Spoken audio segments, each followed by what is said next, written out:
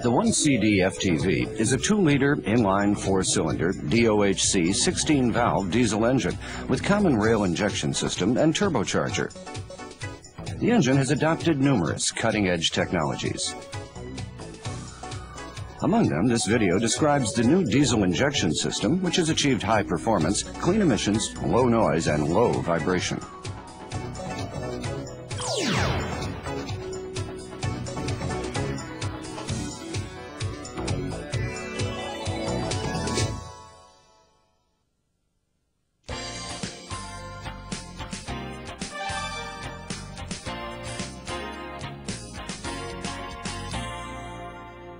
The common rail injection system accumulates the necessary pressure required for injection of fuel inside the rail.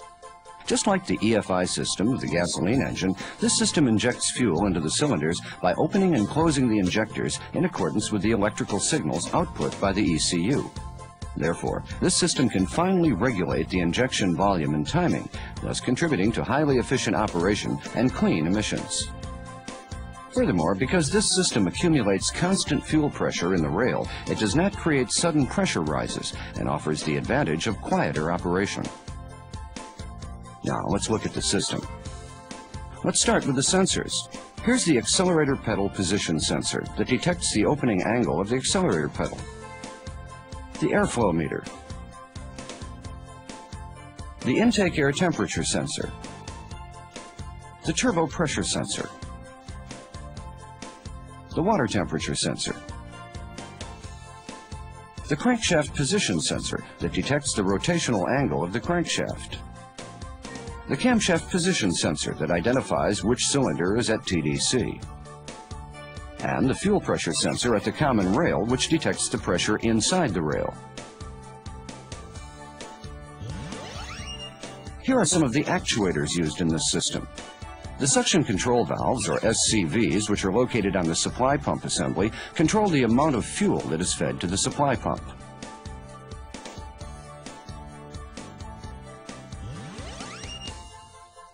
The electronic driver unit, or EDU, which boosts the injection signal from the ECU. And the injectors that inject fuel in accordance with the injection signal.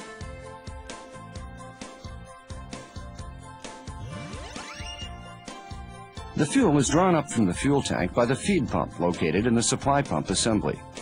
Then it passes through the fuel filter and is fed to the supply pump. The fuel becomes pressurized in the supply pump to reach the injection pressure. The pressurized fuel is fed into the common rail where it is accumulated. The fuel that accumulates in the common rail is distributed via the injection pipes to the injectors of the cylinders. Then the injection signal from the ECU opens the injectors to inject fuel.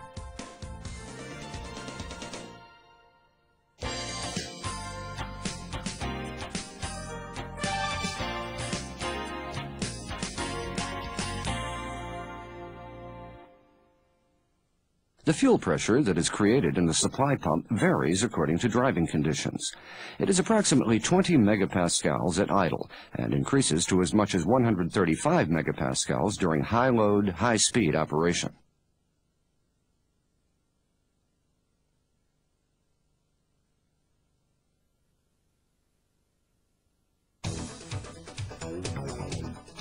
Let's look at its internal construction. The supply pump contains an inner cam, which is driven by the engine. On the inside of the inner cam, there are 2 sets of opposing plungers. Each set of opposing plungers is positioned at a 90-degree angle from each other, and each plunger operates independently. The tip of each plunger is provided with rollers that come in contact with the inside of the inner cam. The inside of the inner cam is oval. The rotation of the inner cam pushes the plungers via the rollers, which effectively pumps the fuel. The use of the 2 opposing plungers in this manner minimizes the drive torque fluctuations, which makes for quieter operation.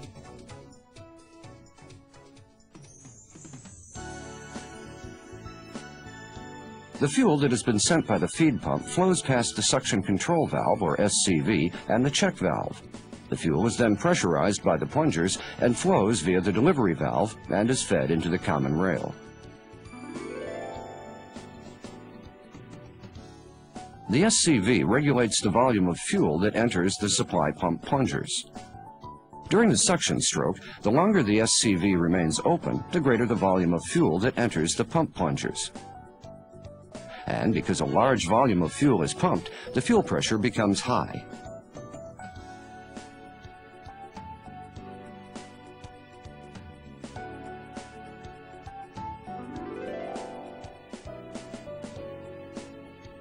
During the suction stroke, the shorter the SCV remains open, the smaller the volume of fuel that enters the pump plungers. And because only a small volume of fuel is pumped, the fuel pressure becomes low.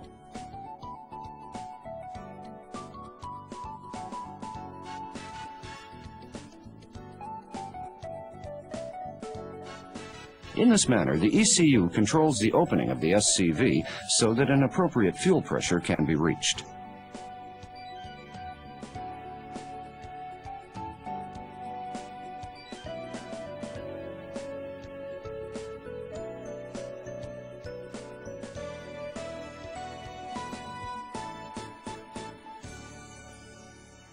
Let's watch on an oscilloscope to see how the SCV is controlled. To easily monitor the operation of the SCV, let's see the electrical current that flows through the SCV. The SCV signal is shown at the top and the fuel pressure sensor signal at the bottom. Here's a comparison between the no-load condition at 1500 RPM and the load condition at 1500 RPM. It's evident that in the load condition, the SCV remains open longer and the pressure in the rail is higher. Thus, according to the signals received from the sensors, such as those of the accelerator pedal or the engine, the ECU controls the SCV in order to regulate the fuel pressure that is needed for the particular driving condition. Then, the resulting pressure is fed back to the ECU by the fuel pressure sensor in the rail.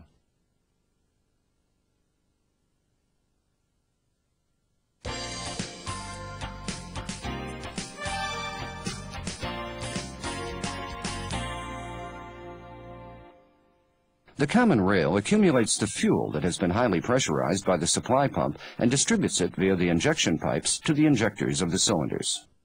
A fuel pressure sensor is provided at one end of the common rail to detect the fuel pressure in the rail and to send it as a signal to the ECU.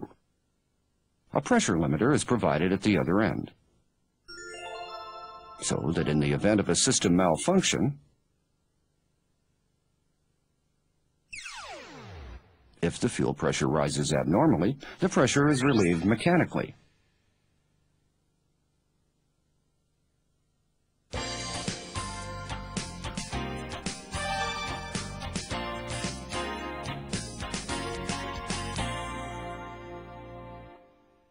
On receiving the signal from the EDU, the injector opens its nozzle to inject the fuel that has been accumulated in the common rail.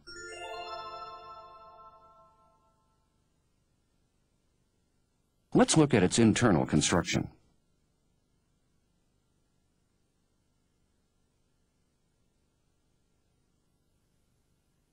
The fuel that is fed from the common rail separately enters the control chamber and the nozzle portion of the injector.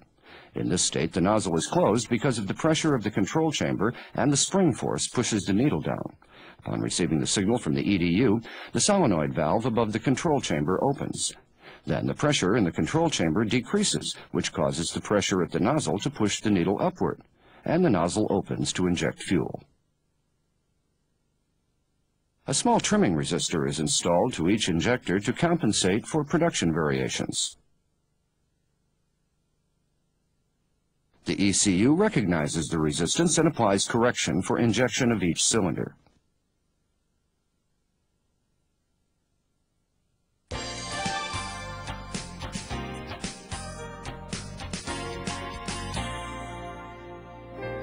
How does the ECU determine the injection volume and timing? Let's first look at the injection volume.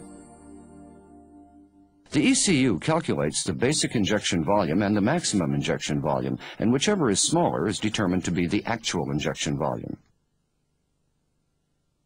The basic injection volume is calculated from the engine RPM signal and the accelerator pedal position signal. From these two signals, the injection volume that is required by the driver is calculated. On the other hand, the maximum injection volume is calculated based on the actual intake air volume and temperature that have been obtained from various sensors, such as the fuel temperature sensor, in addition to the engine RPM signal. Thus, a volume of fuel that can theoretically be burned completely is calculated. These two calculated values are compared, and the ECU determines the smaller of the two to be the actual injection volume. In this manner, the ECU is always taking the actual intake air volume into consideration to determine an optimal injection volume that does not generate black smoke. In particular, in the 1CD FTV engine, the changes in the intake air volume during the transient state is detected by the airflow meter in order to correct the injection volume. Now, let's take a look at the injection timing.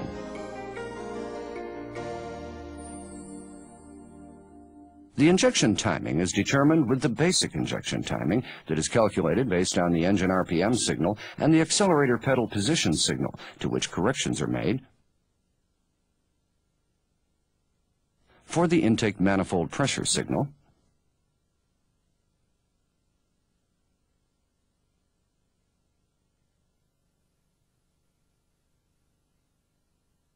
and the water temperature sensor signal.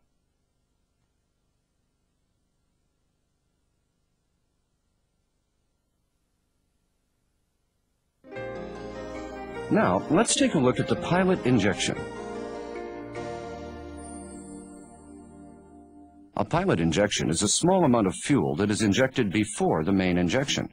Accordingly, when the main injection starts, the fuel that was injected beforehand is already burning and serves to smoothly ignite the fuel of the main injection. As a result, a sudden rise in the cylinder pressure during the combustion stroke is restrained, thus enhancing the quieter operation of the engine. Let's take a look at the actual injector signals on an oscilloscope. To easily monitor the operation here also, let's see the electrical current that flows through the injector. It is evident that the pilot injection takes place before the main injection.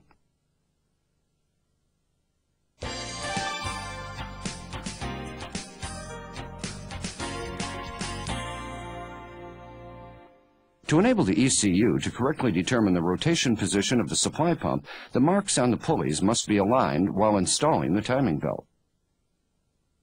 The pressure of the fuel becomes extremely high in the common rail. Therefore, pay close attention when installing the unions of the injection pipes or the inlet pipes. If any operation that causes the contact of the union to change, such as the replacement of parts, make sure to replace the pipe. For details, refer to the repair manual. After tightening a union, make sure to check for leaks with the fuel pressure raised.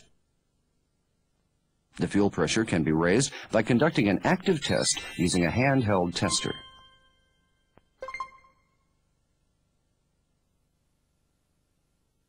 In addition, one of the active tests that can be performed is the power balance test, in which the injection to the cylinders is cut off one cylinder at a time.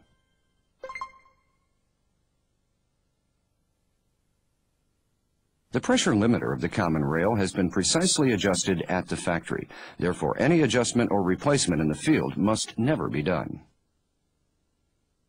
During its installation, the fuel pressure sensor deforms through tightening in order to ensure proper sealing with the common rail. If the fuel pressure sensor or the common rail must be replaced, they must be replaced together on an assembly basis because reusing them causes fuel leaks.